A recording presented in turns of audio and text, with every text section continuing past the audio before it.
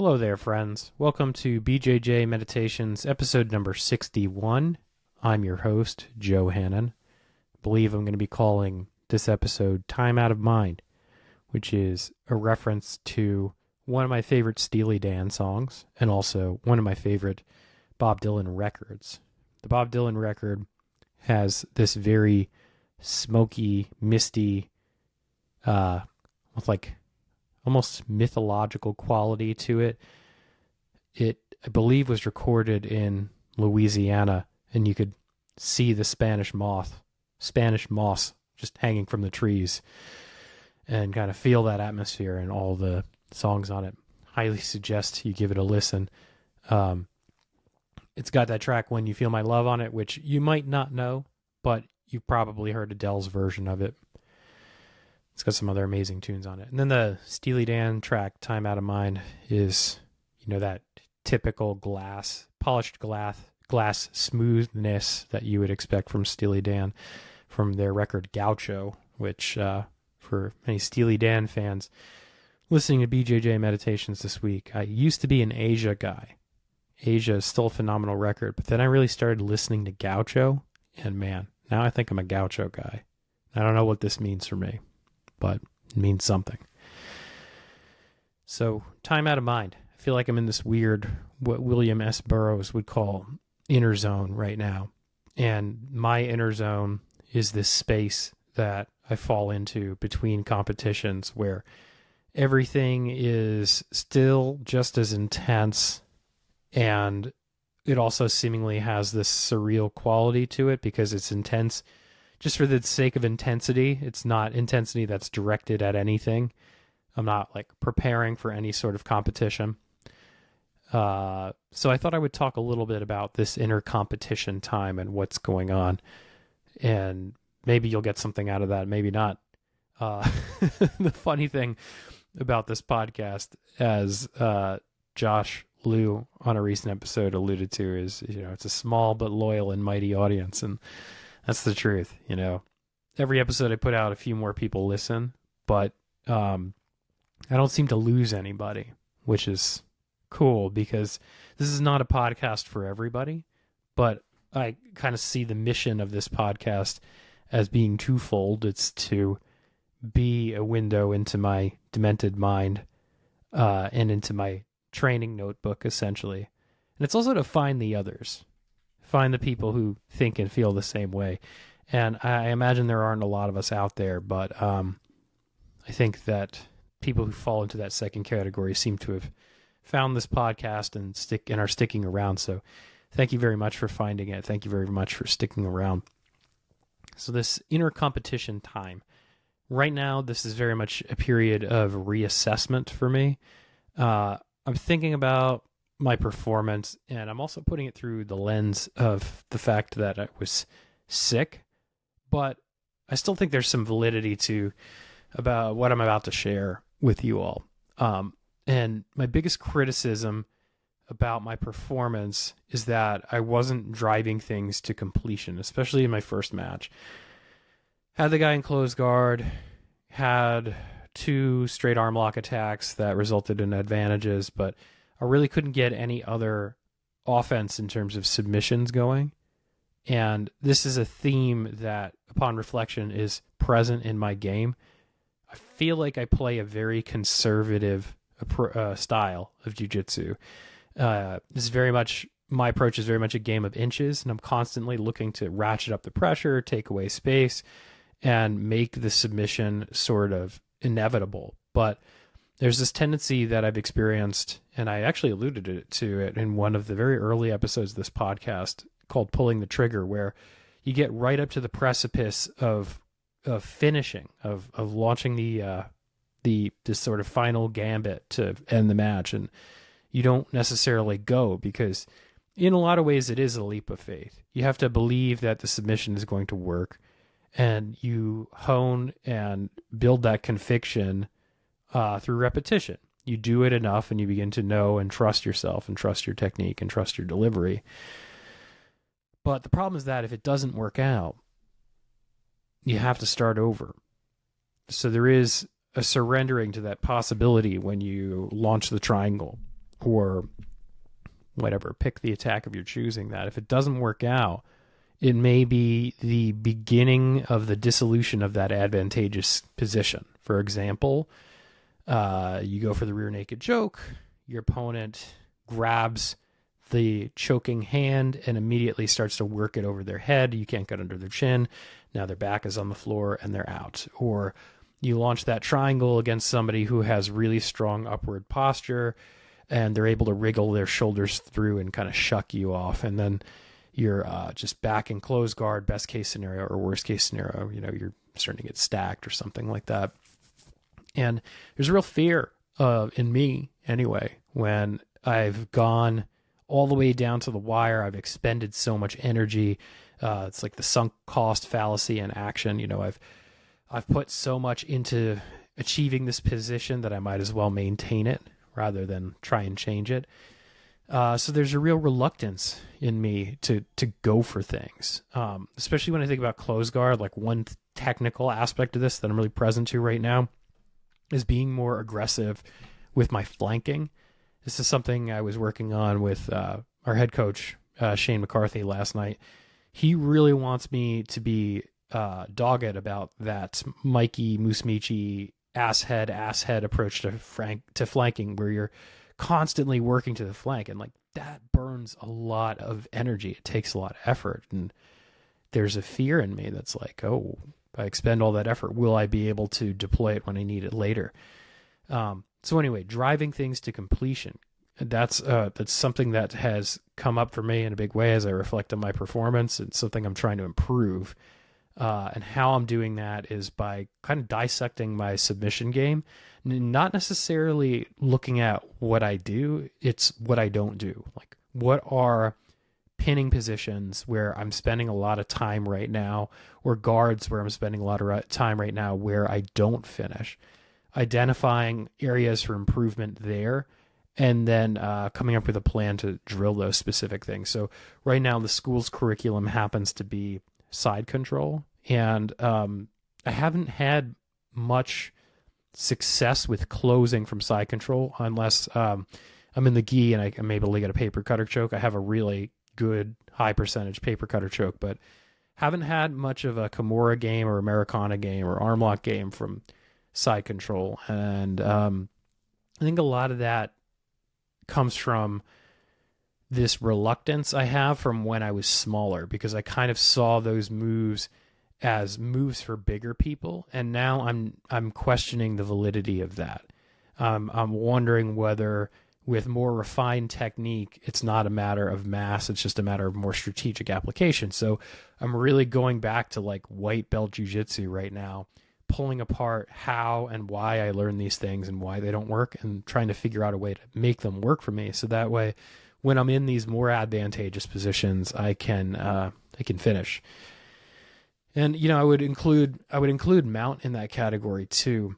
And as I'm assessing these positions, I'm really looking through an essentialist lens, because I don't have, like, it's great that I have a good paper cutter choke, wonderful, but it's not going to work in no gi. At least the choke that I have doesn't work in no gi because it's contingent on a gi grip. So I'm being really methodical in how I'm developing these submissions, these abilities to close, and focusing exclusively on things that have universal application, just because for me, it's a time on the mat proposition.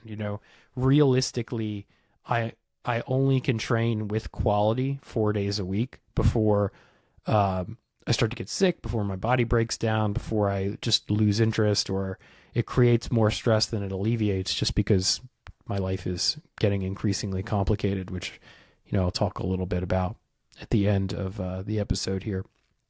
So really being strategic with what I incorporate and what I invest in, because time is the ultimate scarce resource for me right now. So how can I strategically deploy that by developing submissions, by improving the end game in areas that will work in gi and no gi? And I'm also thinking more broadly about this aversion to closing in general from like a thematic standpoint, because I had this ex-girlfriend once who said something to me, and it was sort of one of those statements that really cuts to the heart of things. And it left a mark to the point where like I haven't forgotten it. And I still think about it to this day. She said to me, "You like things when they're new, but then you lose interest over time." And I think that's not true in many ways, because here I sit talking to you all in year 9 of my relationship with jiu-jitsu. I think it was certainly true of our relationship. But that being said, I think that there's like a kernel of truth to that. When I'm taking on big existential things, there's a doggedness that often comes up early in the process because it's a big existential thing. It requires attention. It requires effort. Otherwise, it's going to crush me. And then I'll get it to this point where it's a manageable thing, where I've done like 98% of the work, and I can't bring myself to finish it, because it reminds me of something Josh Waitskin says all the time to me and Emily. He says that, you're closest to defeat when you're closest to victory. And I think I felt that to be true my entire life when I'm trying to tackle these big existential things or these massive projects. I get to a point where there's like this little thing that's left, and gradually my interest wanes because I'm just closer to that moment of truth. I'm closer to that moment of judgment, be it external or internal, and I have this aversion to it. It's funny. My wife will give me a hard time about like certain shows that we've watched together. Like, I still haven't seen the last episode of Mad Men, which aired I don't know how many years ago. It might have been like 10 years ago at this point, because I'm just so worried about Don Draper. I'm so worried it's not going to work out well for him, and I can't bring myself to do it. Same thing with the most recent season of Peaky Blinders. I think we have 2 or 3 episodes to go. We watched the most recent episode, I want to say like a year ago, and I just can't bring myself to see it through to the end because it's a big leap. I guess what I'm trying to say is I enjoy the mystery. I enjoy the possibility. And you get to something like a close or a finish or a submission, and that's a moment of inflection. There's some decisiveness there. There's the end of that sequence or the end of that cycle. And here it is thematically affecting my performance in jiu-jitsu and life. And it's something that I'm kind of taking on in this inter-competition time. And I'd say more broadly, pivoting into sort of segment 2 of this episode, I feel like I'm struggling again. Not that I didn't struggle before. I think I struggle mightily all the time, but there's a big shift in me when I'm training specifically for a competition versus when I'm training just to train. And right now I'm training just to train and training to get better. It's this distinction of not having an edge. When I'm training for a competition, every round I'm training to win, because ultimately it's my greatest hits that are going to carry the day for me in the ring, and they're not going to give out before my will gives out or my conditioning gives out or my determination gives out. So to strengthen those things in my mind, I need to be about the work of winning, embodying that quality of that edge, that sharpness, that resoluteness, that determination. And right now that's not there. Right now I'm sort of putting myself into the lion's jaws intentionally. Like last night, I was rolling with this really tough purple belt we have in our school, and he has an incredible butterfly guard. And I just kind of hung in his butterfly guard to see what would happen and to see where the vulnerabilities for me are. Like what do I need to work on here? And, he was able to sweep me twice, and I think I narrowly escaped side control once, and then another time he was able to establish the side control and I had to escape, and I put him back in butterfly guard as the clock ran out. But that, that doesn't feel good. It doesn't feel good to me to take essentially a loss in that round on points. But at the same time, there's really valuable information there. I intentionally explored a vulnerability in my game, and now I'm thinking constructively about, okay, well, how can I address this? Because I may run into somebody who has an extremely good butterfly guard in competition, and now I know I don't know how to really deal with it well. So there's the win in the sense that I'm making a tactical or a technical improvement, but then there's the undeniable emotional import of, like getting swept by somebody I ordinarily wouldn't get swept by. Same deal with just some of the people we had on the mats last night. Like my good buddy Colin, who was on previous episode, was in town, trained with him. He kicked my ass as usual. Just not as frustrating a round as I typically have with Colin, but still a frustrating round. Trained with another one of our black belts, had a frustrating round with him, and it's a very whipsaw-like sensation to go from riding high, having a breakthrough in competition, to just like getting pounded again. But that's the nature of the sport, and that's the nature of putting yourself in the lion's jaws. And I'm investing in loss is the language Josh would use for what I'm describing right now. And that's just a way of glossing it over and saying like, yeah, there's a desirable outcome to investing in loss, but I'm still fucking up and feeling stupid. Which is a subject that I'm looking forward to writing about in an essay for Power Trip, which I need to file by June. Fortunately, I have much of it written in my brain. I just need to put it on paper. But I think there's a real risk to turning away from the emotional import and negative valence of fucking up and feeling stupid. This is something that I'm really coming to terms with right now in my mindfulness practice and in the HRV work I'm doing. I can see this in real time when I'm doing the HRV breathing. So for those of you who don't know, HRV is heart rate variability. Heart rate variability is a pretty effective proxy for parasympathetic activity in your body. So you have sympathetic activity in the nervous system, that's fight, flight, freeze. Parasympathetic activity is rest and digest. Your heartbeat, if you map it out with a certain amount of precision, you'll see that there's actually variance in terms of milliseconds between each beat. And generally speaking, the more variation there is, the more your body is in sort of like a parasympathetic state. So I'm doing these exercises where I'm breathing to a very specific cadence for my physiology. In my case, it's a 4.5 second inhale, half second pause, and then it's a 6 second exhale with a half second pause. And that particular pattern improves my HRV. And the interesting thing is that the app that I use tells you when you're in optimal resonance, and it tells you when you slip out of optimal resonance. So I know now when I'm doing this exercise and I slip out of optimal resonance, it's because I have slipped out of mindfulness. My mind has started to wander. Instead of like focusing on the breath, I'm immediately seeing that like, oh, my mind wandered to this thing about work, and that affected my HRV.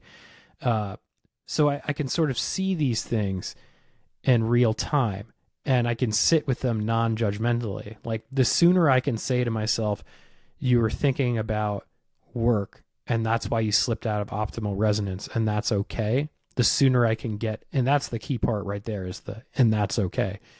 The sooner I acknowledge that, the sooner I can get back into resonance. So that's why I want to underscore this point of fucking up and feeling stupid and the emotional import of fucking up and feeling stupid. The more we can be honest with ourselves about those feelings, the sooner we're able to kind of get into a more constructive frame of mind.